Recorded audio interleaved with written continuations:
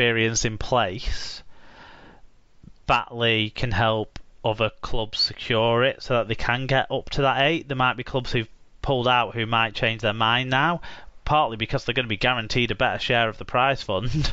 Yeah, exactly. Or more likely to achieve a share of the prize fund, should I say. Yeah, I think that might be, I think you might see some clubs flip back in. Really surprised by Featherstone after all of the noise they've been making. I mean, They still continue to say they think the championship should have been finished. So they think playing part-time players playing twice a week into Christmas is realistically the only way we're talking about this, because they were never going to play without crowds, and crowds isn't exactly a certainty even in October yet, but it's a hope and a likelihood. So they keep persisting with this same message, but then saying that this tournament wasn't like possible for them. It just seems to me like that doesn't make sense. No, it doesn't, does it? It's talking at cross purposes with yourself, and that then questions your calibre to be a Super League club for me.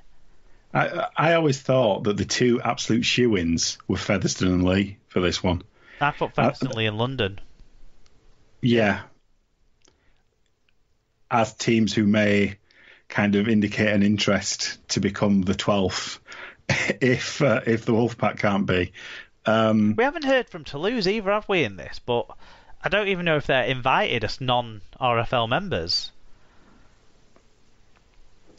We might be reaching out to them to come if they want to, I suppose. We will see. But yeah, overall, I'm disappointed that the clubs haven't, for whatever reason, been able to feel it can work for them. Leigh have signed Scotland international forward Adam Walker for the 2021 season, so this will be the Super League player that Degsy was talking about last week. Walker was a free agent after his release from Salford earlier this year.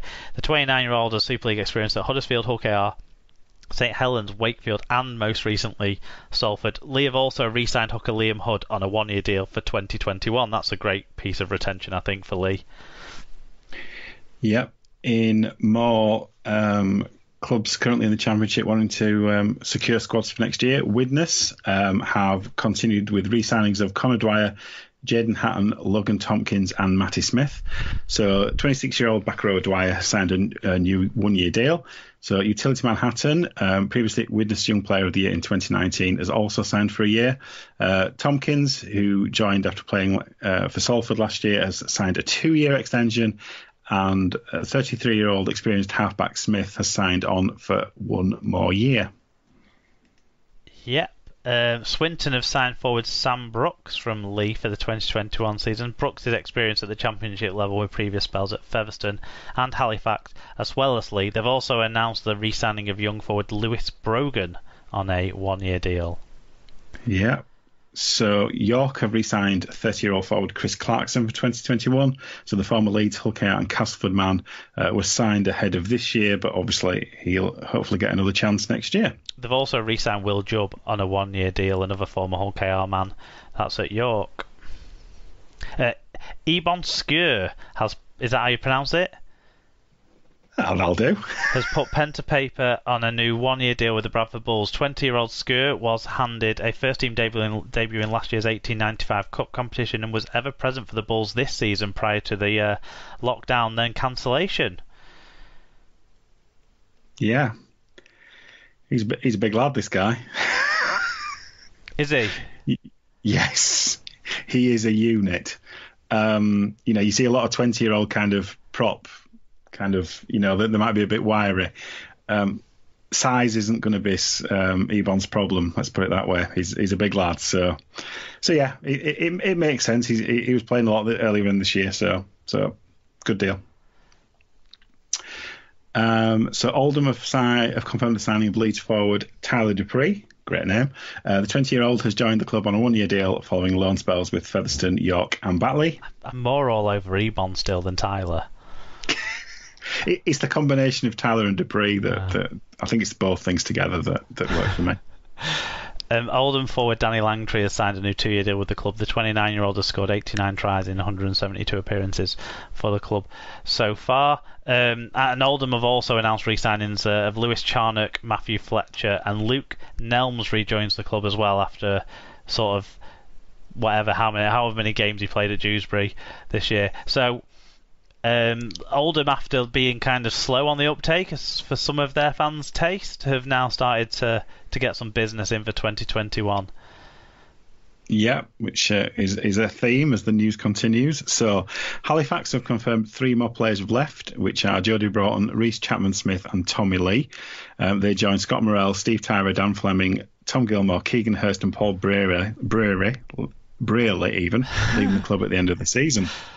But they've announced the re-signings of Sean Robinson, Conor McGrath, Brandon Moore for the 2021 championship season. It seems to me like they're looking to go younger. You know, Morrell, Tyra, Hurst, they're more towards the back end. Tommy Lee, definitely, and Broughton to an extent, although Broughton should be good enough to find another gig, I would hope. They're more towards the top end of their career, aren't they? Whereas people like McGrath and Moore are kind of more a younger player.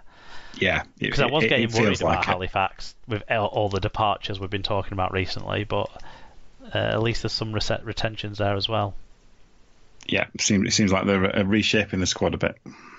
Sheffield have confirmed that Zach McComb will leave the Eagles to join another club ahead of the 2021 season. The Island International made 7 appearances for Sheffield in 2020 before the season was cancelled, and they've confirmed that Lewis Taylor will leave the club at the end of the season as well. France winger Ilias Begal has signed a 2-year deal with Toulouse. Begal, 24, has scored 14 tries, 9 matches after arriving from Lille last year. With 2 serious injuries have kept him on the sidelines for a prolonged spell, but it's good that he can sign a reasonable deal. I like Ilias Begal. I think with a little bit more concentration in his effort on his side of things, he could be a Super League winger.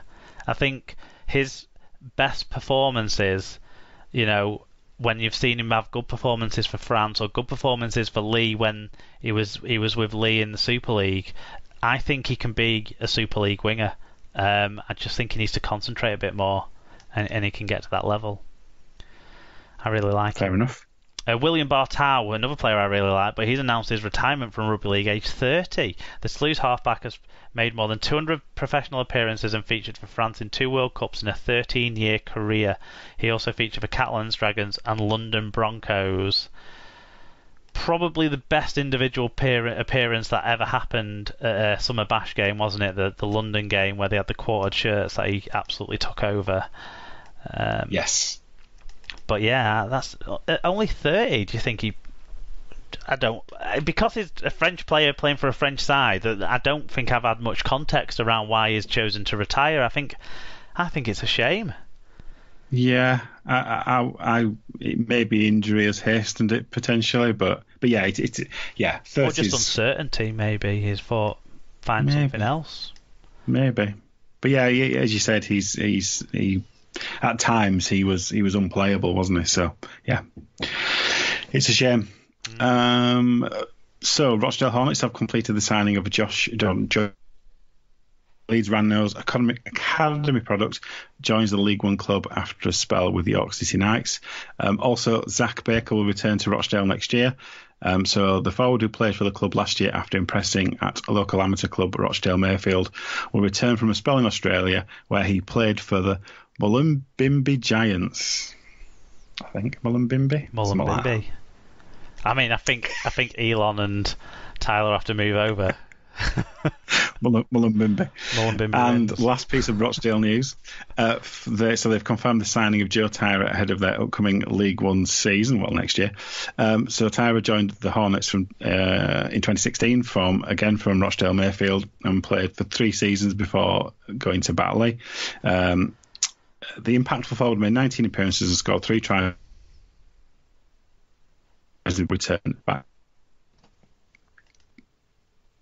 I mean, Rochdale are fighting out with Ottawa to see who can have the most news stories each week in League One at the moment. The Ottawa Aces have confirmed the signing of Widnes forwards Sam Wilde and Pat Moran ahead of their League One debut in 2021, and obviously we expect to see more from the Aces. They're talking about having maybe 4 to 5 North American players in their League One squad next year. I think these are the sort of things after the Toronto experience that we need to hold Eric Perez to, rather than is he just bullshitting again. So I would expect to see 4 or 5 North American players in that squad next year. Otherwise, I'll be saying you're misleading us again. Yes, what was it they said? Those who don't learn the lessons of history are doomed to repeat them. They have signed younger, haven't they? They haven't, most of the signings they're making are players in their mid-20s and younger, aren't they? So players who've got some experience but aren't exactly going to be big names that are going to command high salaries, you would think. No, but as far as I'm aware, they've all come from the championship team, or they've come from championship teams, haven't they? I think they're using the position that they're operating as a full-time club, so can sort of look at a full-time wage package as a drawing card for them. So they will be paying players probably more than what the clubs they were at were willing to pay them to retain them. But I think a lot of those championship clubs will be going even more part-time next year. Yeah, possibly. Yeah. Yeah, it just worries me. We talked this one to death, haven't we? But the next story is very much linked. Yes. But I do 3 or 4 or 4 or 5 isn't enough in terms of North American players. As far as I'm concerned, when talk was started about Ottawa, it was about this is going to be a development team. It's a development team, and that talk has gone very, very quiet. And they seem to be just signing established championship quality players. Whether they're getting more money, less money, doesn't really matter. They're signing players from the division above, just as Toronto did, to play in League One against... Yeah, I mean, Toronto also made a sprinkling of Super League signings, didn't they? And then when they got to the Championship, signed a couple of NRL players. So yeah, they were. They're almost. There's like they're. I think they're doing it a step below what Toronto did, but you're right. They need to be nailing this 5 Canadian players thing, don't they?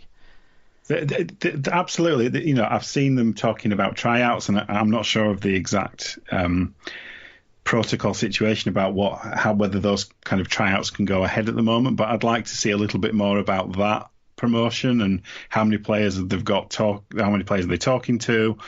What kind of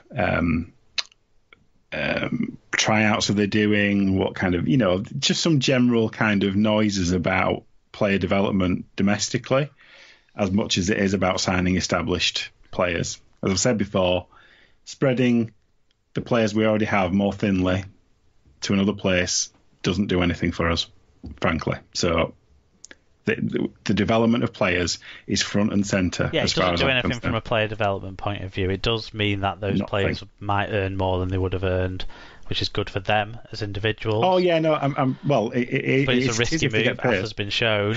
But yes. At the same time, it also means more fans for the sport, potentially, and so there is a trade-off there. But you're right; they need to get the pathways right as well.